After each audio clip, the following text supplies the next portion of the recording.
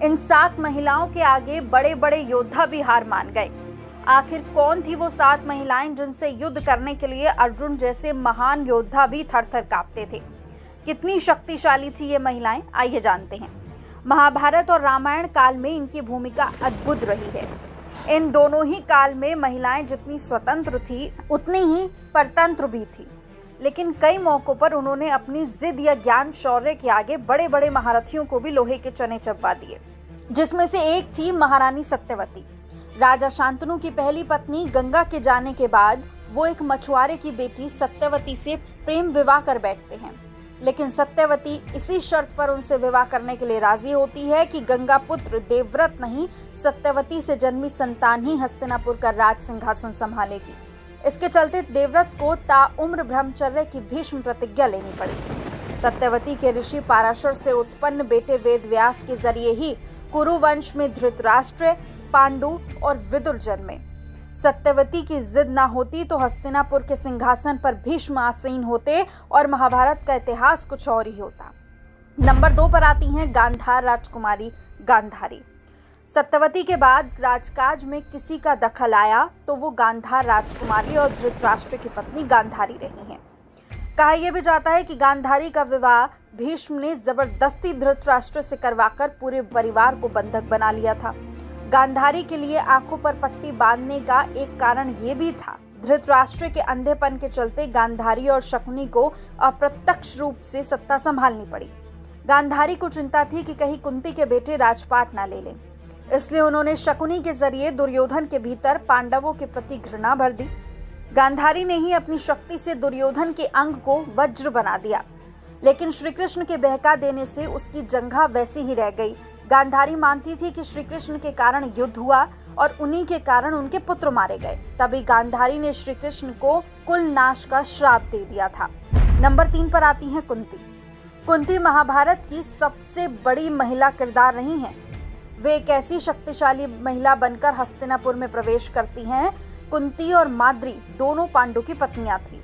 यदि पांडु को श्राप नहीं लगता तो उनका कोई पुत्र होता जो गद्दी पर बैठता, लेकिन ऐसा नहीं हुआ।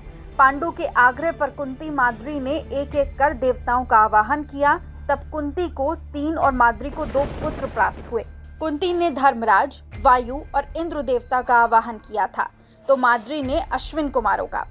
इससे पहले कुंती ने विवाह पूर्व सूर्य से कर्ण को प्राप्त कर नदी में बहा दिया। पांडु के देहांत के बाद शोक में माद्री उनके साथ सती हो गई। ऐसे में कुंती 5 पुत्रों के भविष्य के लिए हस्तिनापुर आई। वहां पति पांडु के साथ हितैषियों से समर्थन जुटाया। कुंती के कहने पर धृतराष्ट्र और गांधारी को पांडवों को पांडु पुत्र मानना पड़ा। चौथे नंबर पर आती हैं द्रौपदी। सास कुंती के आदेश पर द्रौपदी के लिए 5 पांडवों से विवाह करना कठिन निर्णय था, लेकिन परिवार के विरुद्ध उसने ये किया। दुनिया के सामने नया उदाहरण रखते हुए सम्मान भी प्राप्त किया। तो वहीं द्रौपदी को महाभारत युद्ध का सबसे बड़ा कारण भी माना गया है। द्रौपदी ने ही दुर्योधन को इंद्रप्रस्थ में कहा था कि अंधे का पुत्र भी अंधा। यही बात दुर्योधन को धस गई। यही धृत घृणा के चलते उसने शकुनी के साथ पांडवों को द्रौपदी को दांव पर लगाने के लिए राजी कर लिया, जिसमें हार के बाद द्रौपदी का चीरहरण हुआ और उसके बाद उसकी दुशासन से खून से बाल धोने की शपथ ले ली। नंबर 5 पर आती हैं सुभद्रा।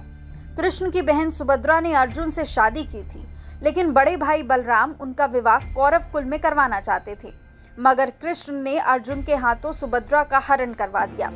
द्वारका में सुभद्रा के साथ अर्जुन का विवाह हुआ और इसके बाद 1 वर्ष तक दोनों द्वारका में रहे। शेष पुष्कर क्षेत्र में व्यतीत किया। 12 वर्ष पूरे होने पर अर्जुन सुभद्रा संग इंद्रप्रस्थ लौटे। सुभद्रा को ही गर्भावस्था में अर्जुन ने चक्रव्यूह भेदन का तरीका सुनाया था, जिसके सुनते ही आधे में ही वो सो गई और अभिमन्यु उससे बाहर निकलने का भेद नहीं जान सके। नंबर 6 पर आती हैं लक्ष्मणा। श्री कृष्ण की 8 पत्नियों में से एक जामवंती थी। उनके पुत्र साम का दिल दुर्योधन भानुमति की पुत्री लक्ष्मणा पर आ गया था। दोनों एक दूसरे से प्रेम करने लगे। दुर्योधन के पुत्र का नाम लक्ष्मण था और पुत्री का नाम लक्ष्मणा था, मगर दुर्योधन पुत्री का विवाह श्री कृष्ण पुत्र से नहीं कराना चाहते थे। भानुमति सुदक्षिण की बहन और दुर्योधन की पत्नी थी, इसलिए एक दिन साम ने लक्ष्मणा से प्रेम विवाह कर लिया और लक्ष्मणा को रथ में बैठाकर द्वारका ले आए।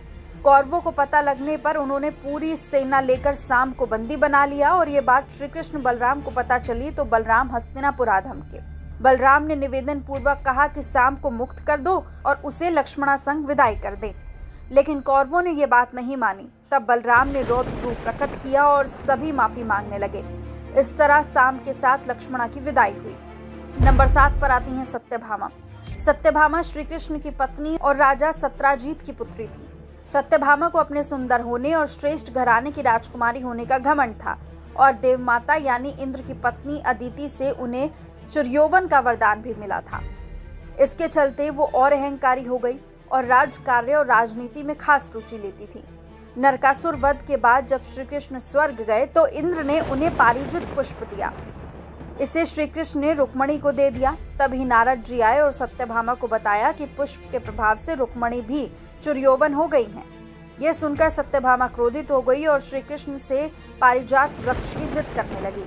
सत्यभामा का घमंड आखिरकार हनुमान जी को तोड़ना पड़ा। आशा करते हैं आपको ये वीडियो पसंद आई होगी। इसी तरह की अधिक वीडियो देखने के लिए चैनल को सब्सक्राइब करना ना भूलें। बेल आइकन जरूर दबाएं ताकि इसी तरह की और वीडियो आपको देखने को मिल सके।